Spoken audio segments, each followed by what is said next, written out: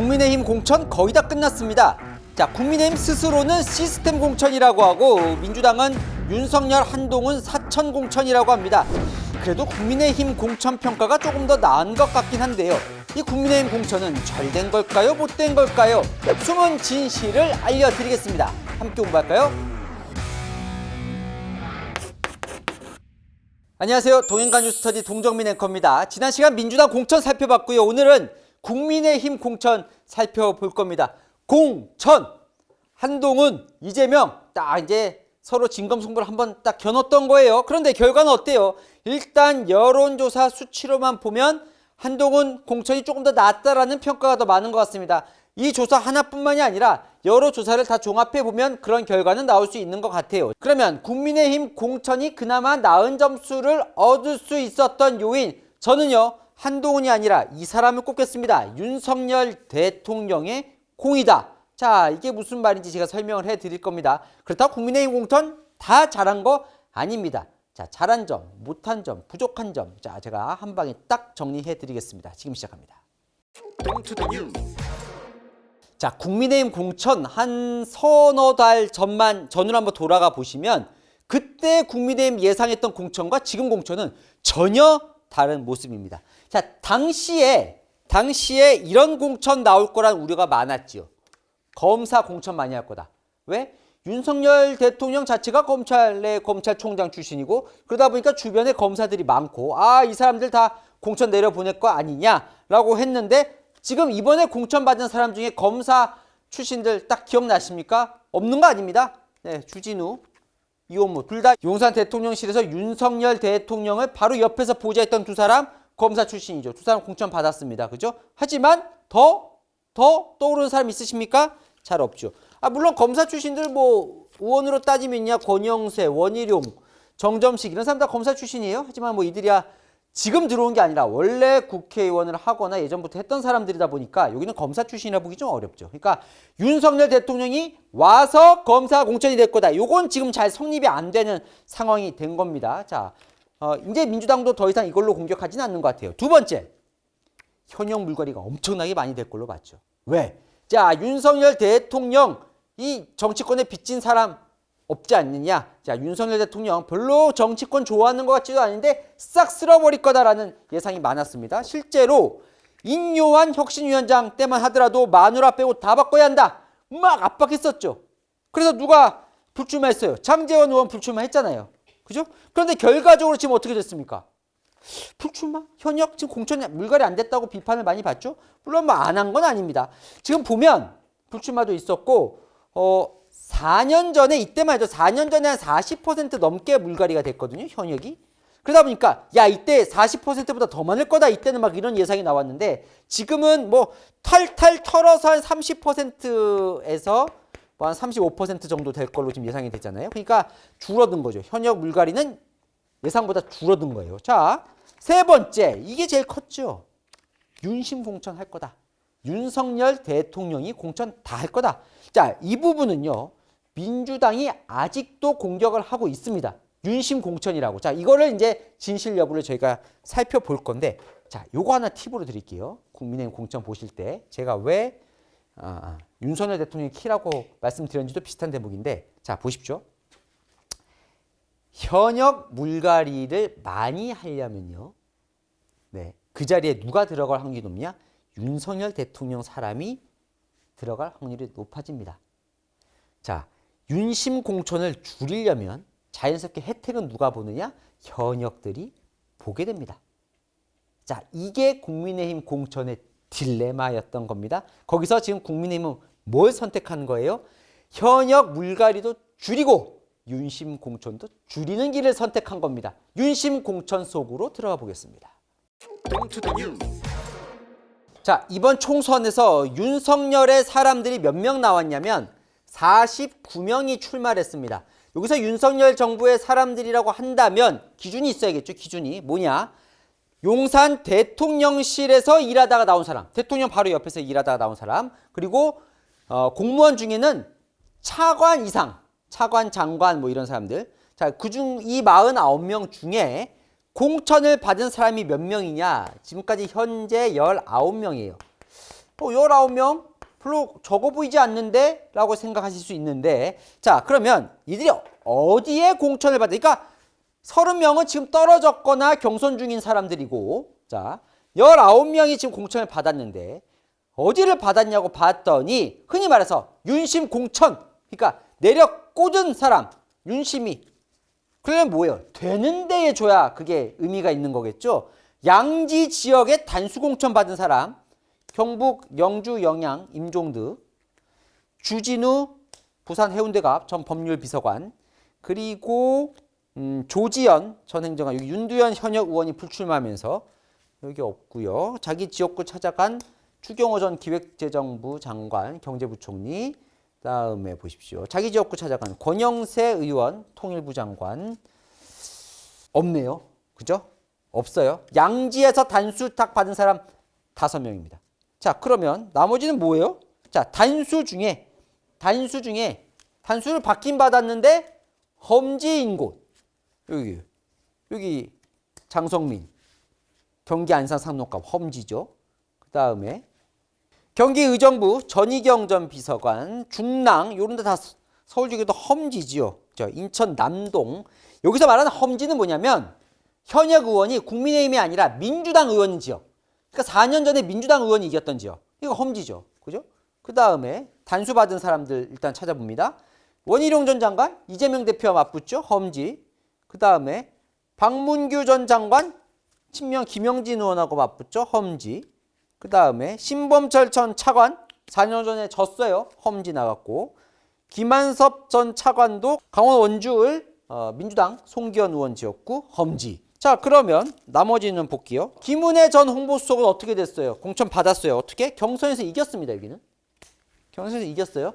강승규 전 심의수석 충남 홍성 예산은 원래는 경선이었는데 결과적으로 경선 상대인 홍문표 의원이 경선을 포기하면서 결과적으로는 양지 단수가 된 셈이 됐습니다. 그 다음에 경선에서 된 사람은 없고요. 나머지는 또 뭐예요? 여기는 이원모. 여기도 원래 서울 강남에 출마하려고 했다가 이거 너무 편한 데 가는 거 아니야? 라고 해서 경기 용인갑으로 갔는데 여기는 현역이 국민의힘 의원이었으니까 여기 양지 단수가 결과적으로는 됐네요. 그 다음에 박진 서대문을. 여기는 지금은 여기 재배치됐죠. 여기도 강남 지역구 의원인데 여기도 험지 단수죠. 여기 민주당 김영호 의원이 다시 출마하니까요. 박민식. 여기 저는 많이 옮겨 다녔죠. 원래 분당 나가려다가 영등포로 갔다가 거기서 불출마를 선언했는데 서울 강서울로 간. 여기도 험지 결국 단수네요. 우선 추천 받았으니까. 한찬섭 전 차관. 여기도 원래는 경북 상주 문경에 출마를 했다가 재배치를 했고 경기 고양으로. 여기도 험지입니다. 네. 그러니까 무슨 말씀이냐면 공천을 19명이 받았는데 딱 좋은데 받은 곳은 아까 얘기한 대로 양지단수 결과적으로 받은 걸 하더라도 하나, 둘, 셋, 넷, 다섯, 여섯, 7명밖에 없고 나머지는 험지로 한 거예요. 이거는 뭐 윤심이 험지로 보낸 거니까 이거는 윤심 공천이라고 하긴 좀 어려울 수 있겠죠. 자, 그런데요. 이 윤심 공천 여부가 왜 제가 국민의힘 공천의 키다라고 얘기하는지 그 이유를 설명드리겠습니다. 자, 최근 박근혜 전 대통령이 회고록에서 후회를 했습니다. 어떨 때 후회를 했느냐? 20대 총선 때를 생각하면서요. 20대 총선을 생각하면 뼈아픈 후회가 남는다. 무엇보다 유승민 의원 공천 논란을 그렇게 크게 만들 일이 아니었다. 나중에 알고 보니 그 당시 총선 공천 때 내 이름을 빌려서 호가호위하는 일도 꽤 있었던 것 같다. 이게 무슨 말이냐? 바로 이 논란입니다. 기억나십니까? 진박감별사 논란. 당시에 총선 전에 박근혜 전 대통령이 당시 대통령이죠. 회의에서 진실한 사람만 선택받을 수 있도록 해주시길 부탁드린다. 진실한 사람 진박을 감별하자라는 논란이 있었던 겁니다. 당시에 여당, 당시 여당이죠. 여당을 이끈 사람은 김무성, 유승민. 근데 여기와 대통령이 사이가 별로 안 좋았죠. 그죠? 그러다 보니까 어떤 일이 벌어졌어요. 공천을 박근혜 대통령 청와대에서 내리꽂으라고 얘기 나오는 일들이 벌어지기 시작합니다. 당시에 진박 후보들이 내려갑니다. 어디에? 대구에. 이게 문제인 거예요. 대구에 물론 박근혜 대통령의 정치적 고향이긴 하지만 국민의힘 예전에는 새누리당의 텃밭인 대구에 내려꽂는 게 지금 문제인 거예요. 자 보십시오. 이렇게 여기 최경환 당시에 경제부총리 내려가서 진박을 이끌었죠. 여기 곽상도 당시 청와대에서 민정수석했던 곽상도, 여기 보면 조원진도 보이고요. 여기 곽대훈, 정종섭 이런 장관, 박근혜 정부 장관, 청와대 출신들이 대구로 내려가서 이제 막 공천을 하기 시작하는 겁니다. 공천에 탈락하면 막 무소속으로 나오겠다고 막 그러고 그런 상황이었죠. 박근혜 대통령도 힘을 실습니다. 당시에 류성걸이라고 유수민계 의원 현역 의원 자리에 류성걸 의원 대신에 진박을 달고 출마한 여기 정종섭 장관을 탁 가서 악수를 해주죠. 여기 힘을 실어주는 거예요. 자, 그리고 결과적으로 어떻게 됩니까? 유승민 의원은 후보 등록 직전에 공천에서 탈락하죠. 그리고 김무성 대표, 그 유명한 옥새 파동을 촥 일으킵니다. 그죠? 서로 싸우기도 했고, 결국 이한구 당시 공천관리위원장이 이제 칼을 휘두르는 역할을 했었고, 그 결과 어떻게 됐어요? 처음에 새누리당 과반 승리 예상했었습니다. 결과는 어떻게 됐어요? 민주당한테 한석치는 일당도 못 되는 일이 벌어졌죠. 그거를 지금 후회하는 겁니다. 결국은 진박, 대통령이 공천에 관여하는 듯한, 뭐 관여, 이제 와서 얘기하면 어느 정도 했다고 봐야겠죠. 대통령이 직접 했든 청와대 정무수석이 했든 결과적으로. 자, 그런데 이게 처음이냐? 아니죠. 이명박 대통령 때는 안 했냐? 이명박 대통령 때도 파동이 있었습니다. 공천 파동. 왜? 당시에 친박, 그땐 김무성이 친박이었으니까요. 김무성, 홍사덕, 서청원, 김재원 줄줄이 탈락하는 거예요. 그때 이 공천 파동을 당에서 주도했던 사람이 누구예요? 대표적인 친이명박계 이재호, 이방호 사무총장이 당시에 칼을 휘둘렀죠. 그래서 어떻게 됐어요? 박근혜 대통령이 당시에. 그때는 이제 어떻게 너무 오래된 얘기지만 이렇게 둘이 붙었잖아요. 경선에, 대통령 경선에서. 그 이명박 대통령이 됐잖아요.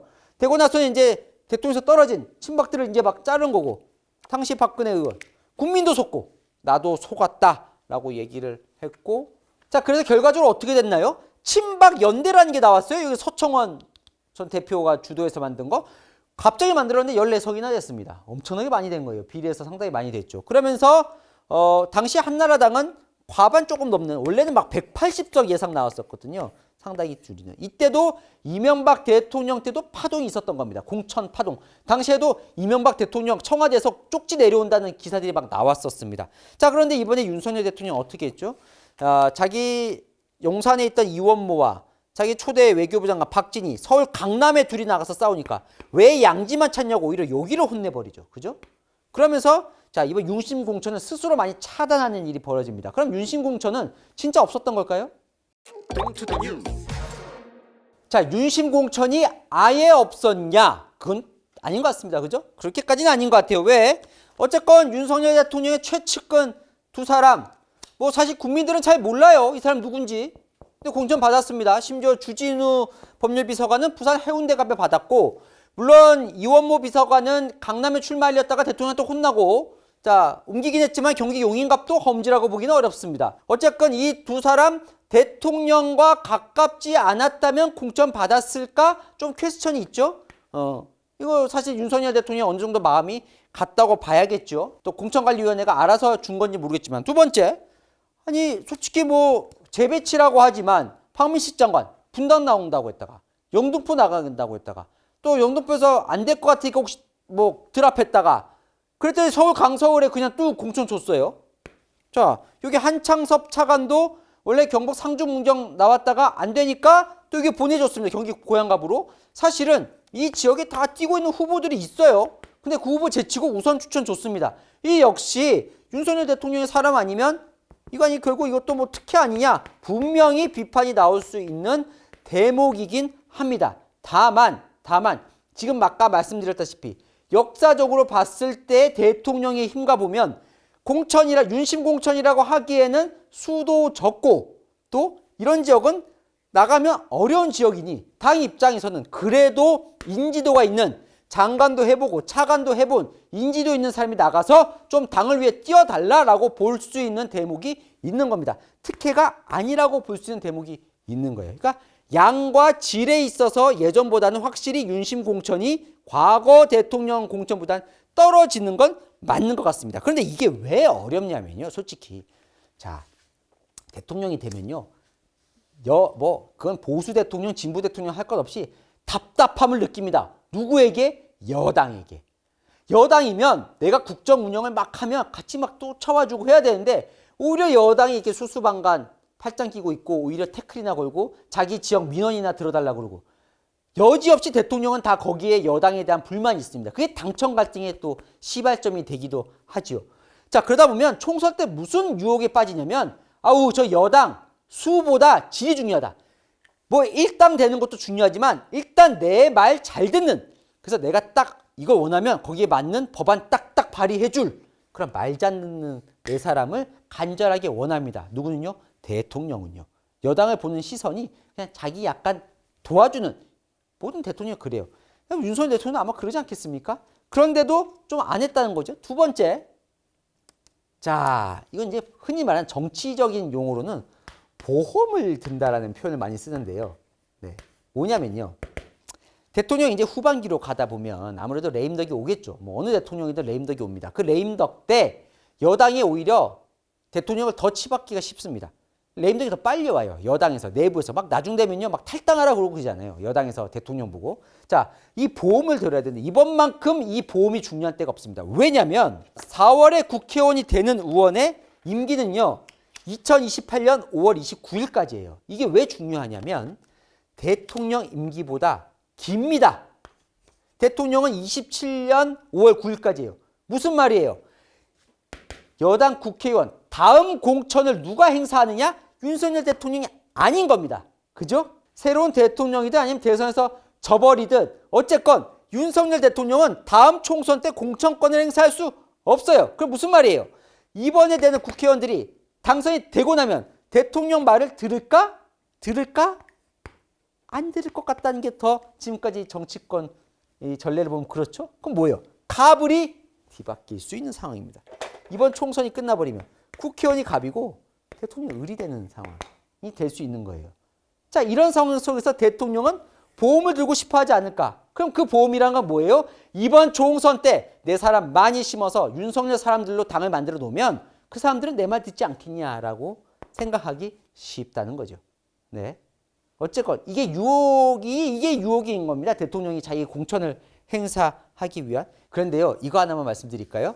많은 대통령이 이렇게 보험용으로 자기가 공천 줘서 국회의원 되잖아요. 근데 막상 되고 나면 그 의원들은 내가 잘나서 국회의원 됐다고 생각하죠. 그래서 본인은 본인 사람이라고 심어놨는데 나중에 그 사람이 등에 칼 꽂는 경우도 많습니다. 정치에서는. 어쨌건 뭐 윤석열 대통령이 그것까지 알고 안 했는지 모르겠지만 어쨌건 윤석열 대통령은 특혜 없는 시스템 공천을 해야 한다고 오히려 한동훈 위원장을 압박을 해버렸어요. 제가 단언컨대 이건 한동훈 위원장에게 엄청난 복입니다. 대통령이 공천권을 많이 행사하지 않는다는 것. 왜요? 만약에요. 대통령이 윤심 공천했다고 봅시다. 만약에요. 대통령이 내가 대통령인데 윤심 공천하고 검사 공천했다고 생각해 보세요. 한동훈 위원장 입장에서는 상당히 골치가 아픈 겁니다. 왜? 만약에 이거를 받아들이지 않으면 어떻게 돼요? 당청 갈등이 벌어지는 겁니다. 이제 청 아니네요. 당 용산이네요. 그죠? 당하고 여당하고 용산이 갈등이 벌어질 수밖에 없겠죠. 그죠? 만약에 이거를 받아들이면 어떻게 돼요? 국민들이 싫어하겠죠. 총선에서 질 확률이 높아지는 겁니다. 상당히 골치가 아팠을 텐데 윤석열 대통령이 알아서 이 부분을 최소화했다고 봐야 되는 거겠죠. 한동훈 위원장에게는 지금 엄청난 복입니다. 물론 한동훈 위원장 윤석열 대통령이 잘 못해서 정권 심판은 높은 상황에서 한동훈 위원장 등장해서 한동훈 위원장이 어려운 대목도 분명히 있지만 또 이 공천만 놓고 보면 윤심 공천을 최소화했다는 건 한동훈 위원장에게는 복인 겁니다. 국민의힘 공천은 그럼 잘 된 걸까요? 이재명 민주당 대표 이렇게 공격합니다. 국민의힘은 썩은 물 공천이다. 무슨 말이에요? 아까 제가 말씀드렸죠? 현역 물갈이가 안 됐다는 거예요. 이건 상당한 국민의힘에게는 부담인 겁니다. 그리고 지도부도 보십시오. 지도부. 결과적으로는 보자. 다 공천 받았다는 거예요. 제가 지난 시간에 민주당 지도부 다 공천 받았다고 말씀드렸잖아요. 국민의힘도 보면 다 공천 받았어요. 자, 물론 민주당보다는 조금 할 말이 있는 게 자, 여기 중에 이제 핵심 지도부 보면 장동혁, 경선에서 됐습니다. 그러니까 단수 공천으로 내려 꽂은 게 아니라 경선에서 됐어요. 물론 경선에서 이길 수 있다는 자신감이 있었겠죠. 이철규 공관위원, 윤석열 대통령의 최측근 경선하려고 했는데 경선으로 발표가 났는데 상대 후보가 이제 드랍하면서 어쨌든 공천 받았고, 구자룡 비대위원도 경선했죠. 결선까지 했고, 보십시오. 이게 장해찬 전 최고위원도 경선해서 현역 의원 이겼죠. 어쨌건 뭐 이렇게 경선은 거쳤지만 결과적으로 공천 받았습니다. 한동훈 위원장은 불출마했으니까 조금 더 민주당보다는 할 말이 있지만 결과적으로는 다 지도부 공천 받았고, 친윤 핵심도 보면 권성동, 윤한홍, 정진석, 박수영, 유상범, 여기 이제 친윤 핵심 의원들로 분류된 사람 다 공천 받았습니다. 그죠? 결과적으로. 지나고 보니까 여기 조금 억울할 수도 있을 것 같아요. 장제원 의원, 그죠? 불출마했잖아요. 보면 아니 본인만 불출마하고 지나고 딱 돌아보니까 다 받은 거예요. 다 자기 빼고는. 어쨌건 국민의힘 지도부 친윤 다 공천 받았습니다. 그러니까 뭔가 엄청난 쇄신, 혁신 느낌 아닌 거예요. 그리고 현역 물갈이도 지난 4년 전보다 안 됐으니까 어느 정도 썩은 물 공천이라고 뭐 공격받을 수 있는 대목이죠. 국민의힘은 이렇게 반박합니다. 자, 4년 전 총선 때 우리 국민의힘은 서울에서 8석, 경기도 7석밖에 못 얻었어. 무슨 말이에요? 자, 수도권에서 그때 살아남은 의원들은 경쟁력이 있는 의원이라는 거예요. 다 줘도 나는 살아남았잖아! 라고 해서 살아남은 의원들이 많다 보니까 그 사람들은 경쟁력이 있어서 살아남은 거야. 그래 경선하면 다 이기는 거야 라고 반박을 하기도 합니다. 그러면서 봐봐, 지금 서울에서 이번에 공천 받은 사람 보면 4년 전에 아깝게 진 사람들, 이런 사람들이 다 공천 받았거든요. 그러니까 4년 전에 공천 그때 너무 밭이 안 좋을 때도 선전했던 사람들 다시 공천 받은 거고, 그러다 보니까 현역 물거리가 적은 거야 라고 반박하지만, 그러면 영남은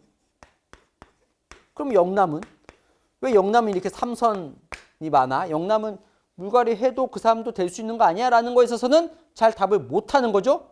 그죠? 자, 그럼 잘 답을 못하는 이유 다시 말씀드리면 바로 이것 때문인 겁니다. 두 가지 중에 선택을 해야 했기 때문에. 이게 사실은 실제 고민이었던 겁니다. 현역을 많이 막 날리면, 자, 민주당 보십시오. 비명 현역 의원들 막 날라가요. 그 자리에 누가 들어와요? 친명 의원 후보가 들어오는 겁니다. 경선을 하든 단수 공천을 하든 그럴 수밖에 없는 거예요. 왜? 그 사람들이 주류니까. 그럼 국힘은 어떻게 되는 거예요? 국힘 현역 의원들 막 날려요. 그럼 그 자리에 누가 들어온다고요? 윤석열 대통령 사람들이 들어올 가능성이 높아지는 겁니다. 아까 제가 말씀드렸죠. 윤석열 대통령 사람들 49명 출마했다고요. 49명뿐만이 아니에요. 사실은 뭐 그 전에 공무원까지 하면 더 많아지죠. 이 사람들이 다 공천 받으면 어떻게 되는 거예요? 윤심 공천 되는 겁니다. 결과 현실적으로는 뭐였냐면 둘 중에 하나를 선택해야 되는 상황이었을 거예요. 자, 국민의힘은요, 이걸 안 하는 걸 선택한 거죠. 윤심 공천을 덜 하고 대신 그러다 보니까 누가 이득을 본 거냐고요? 현역 의원들이 이득을 보는 겁니다.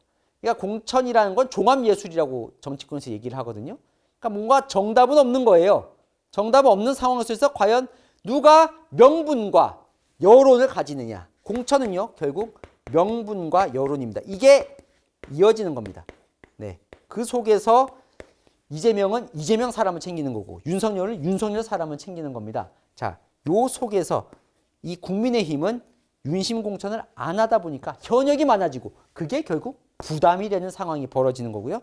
한동훈 비대위원장은 그래서 자, 우리도 인적 쇄신 부족한 부분이 있으니까 이거는 비례대표에서 보완하겠다라고 얘기를 하는 겁니다.